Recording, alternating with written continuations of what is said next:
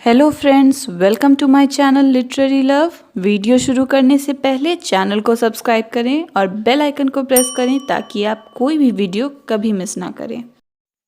Friends, आज की video में हम बात करेंगे नसीम एज़ेकियल की poem poet lover bird watcher के बारे में।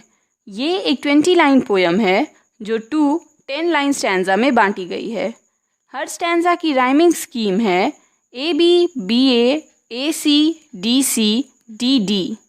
इस पोएम की मेन थीम है पेशेंस यानी धैर्य। पोएट का मानना है कि बिना पेशेंस के एक पोएट, एक लवर और एक बर्ड वॉचर कभी अपने काम में सफल नहीं हो सकते हैं।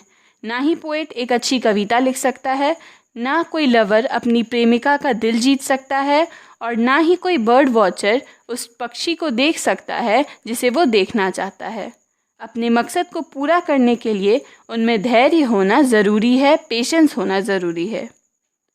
फ्रेंड्स, नसीम एज़ेकियल एक Indian Jewish poet, actor, play right, editor और आर्ट क्रिटिक थे। उनकी बर्थ 16 दिसंबर 1924 में हुई थी और उनकी डेथ 9 जनवरी 2004 में हुई थी।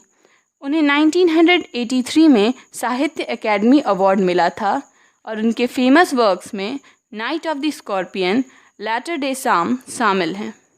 तो चलिए फ्रेंड्स, अब पोएम पर आते हैं और इसे पढ़कर समझने की कोशिश करते हैं। To force the pace and never to be still, यानी अपनी रफ्तार को बढ़ाने से और कभी भी नहीं रुकने से, हमेशा आगे बढ़ते रहने से, is not the way of those who study birds और विमेन। ये उन लोगों का तरीका नहीं है जो चिड़ियों या औरतों को पढ़ते हैं, उन्हें समझते हैं। यानी कि जो बर्ड वॉचर हैं या जो किसी औरत से प्यार करते हैं, उनके लवर हैं। अगर आपको किसी पक्षी को या किसी औरत को ठीक से देखना है, उन्हें समझना है, तो आपको धैर्य रखना होगा, इंतज़ार करना होगा। जल्दबाजी करने से आपका काम नहीं होगा। The best poets wait for words.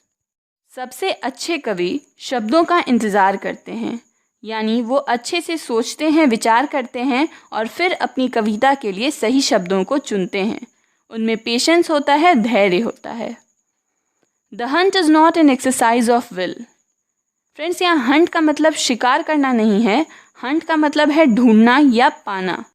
Poet का कहना है कि किसी पक्षी को ढूंढना या किसी लेडी को प्लीज़ करना, उसे इम्प्रेस करना बहुत ही हिम्मत या चाहत की बात नहीं है। But patient love relaxing on a hill, बल्कि आराम से, इत्मीनान से पहाड़ी पर बैठकर, to note the movement of a timid wing, ध्यान से देखना, नोटिस करना उस छोटे से पक्षी को जो अपने पंखों को हिला रहा है। यानी हमें धैर्य रख के इंतज़ार करना होगा उस छोटे पक्षी के लिए, चाहे इसके लिए हमें कितनी ही देर उस पहाड़ी पर क्यों ना बैठना पड़े। इस इंतज़ार करने के लिए ही हमें पेशेंस की ज़रूरत होती है और पोएट के हिसाब से यही सबसे ज़्यादा ज़रूरी है। Until the one who knows that she is loved, और ये तब तक करना है जब तक वो औरत जिसे पता है कि कोई उसे चाहता है, उसे प्यार करता है, no longer waits but risks surrendering, वो इंतज़ार करना छोड़ देती है और खुद उस प्यार के लिए राज़ी हो जाती है।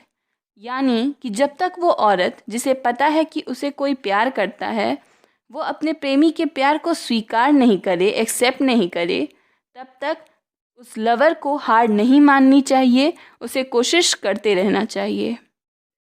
In this the poet finds his moral proved, who never spoke before his spirit moved. ऐसे ही एक पोएट जो कि सही शब्दों का इंतज़ार करता है, जल्दबाजी नहीं करता है, वो अपनी कविताओं से संतुष्ट होता है, उसकी कविताएं उसकी नीतियों से जुड़ी रहती हैं, और जब ये कविताएं उसे सही लगती हैं, उसे पसंद आती हैं, तभी वो उन्हें पढ़ता है, उन्हें दुनिया के सामने रखता है। इससे उसकी आत्मा खुद उन कविताओं को पढ़कर संतुष्ट होती है। तो चाहे कोई लवर हो या कोई बर्ड वॉचर हो या कोई पोएट हो, इन तीनों को अपने काम में सफल होने के लिए पेशेंस रखना होगा, धैर्य रखना होगा। The slow movement seems somehow to say much more, मगर ये धीमी गति भी ऐसा लग रहा है मानो ये कुछ और भी कहना चाहती है। ये बस हमें रुके रहने या इंतज़ार करने को नहीं कह रही है। To watch the rare birds you have to go, यानी कि अगर तुम्हें कुछ खास दुर्लभ पक्षियों को देखना है, जो पक्षी यहाँ नहीं रहते हैं उन्हें देखना है, तो तुम्हें जाना होगा। तुम यहाँ पर उनका इंतज़ार नहीं कर सकते हो। यानी कि हमें हमेशा एक जगह रुककर पेशेंस नहीं दिखाना है, बल्कि अपने मकसद को पाने के लिए कभी कभी हमें आगे भी बढ़ना पड़ता है। अलॉन्ग डिजर्टेड लेन्स, और इन दुर्लभ पक्षियों का रास्ता जो है वो कहाँ है, तो उन सड़कों पर जहाँ कोई नहीं जाता है, जो बिल्कुल खाली रहते हैं। And where the rivers flows in silence near the source, और वो रास्ता जहाँ नदियाँ धीमी धीमी बहती हैं अपने सोर्स यानी अपने स्रोत जहाँ से वो निकलती हैं उसके पास, यानी नदी के किनारे की वो जगह जहाँ से वो निकलती है और जहाँ बिल्कुल सन्नाटा है, शांति है। और बाय अ शोर remote and thorny like the hearts dark floor, या किसी किनारे के पास जो बहुत दूर है, जहाँ कोई नहीं जाता और ना ही वहाँ कोई रहता है। वहाँ बस थॉर्नी प्लांट्स हैं और वो जगह ऐसी है मानो दिल का कोई अंधेरा काला हिस्सा हो जो हम नहीं जानते और ना ही हम वहाँ जाना चाहेंगे। And there the women slowly turn around, और वहाँ औरतें धीमे से मुड़ती हैं। वो अपने ख्यालों को अपने लवर, अपने प्रेमी पर लाती हैं और उसके बारे में सोचती हैं। ये दिल का वही खास हिस्सा है जहाँ वो अपने प्रेमी के बारे में ख्याल रखती हैं, उन्हें दुनिया के सामने जल्दी आने नहीं देती। Not only flash and bone but myths of light with darkness at the core, और उनके सीने में, उनके दिल में सिर्फ हड्डी या मांस नहीं है, बल्कि उनके सीने में अंधेरा है, डर है, जो कि एक झूठी रोशनी से छिपा हुआ है। औरतें किसी को इस बारे में नहीं बताती हैं, बल्कि अपने सारे राज को, अपने सारे डर को अपने अंदर छिपा कर रखती हैं। एंड सेंस इज़ फाउंड, और जब कोई प्रेमी उनके दिल में झांकता है, उन्हें समझ पाता है, तो उन्हें सब पता चल जाता है और वो खुद उस प्रेमी को अपना लेती हैं। मगर ऐसा सिर्फ उसके लिए इंतज़ार करने और उसे समय देने से ही हो सकता है। But poets lost in crooked restless flight, मगर कवि खुद से लड़ रहे हैं कि उन्हें कौन से शब्दों का इस्तेमाल करना है, और ये लड़ाई उन्हें थका रही है। मगर वो तब तक इंतज़ार करेंगे जब तक कि उनके शब्दों का चुनाव बिल्कुल सही ना हो।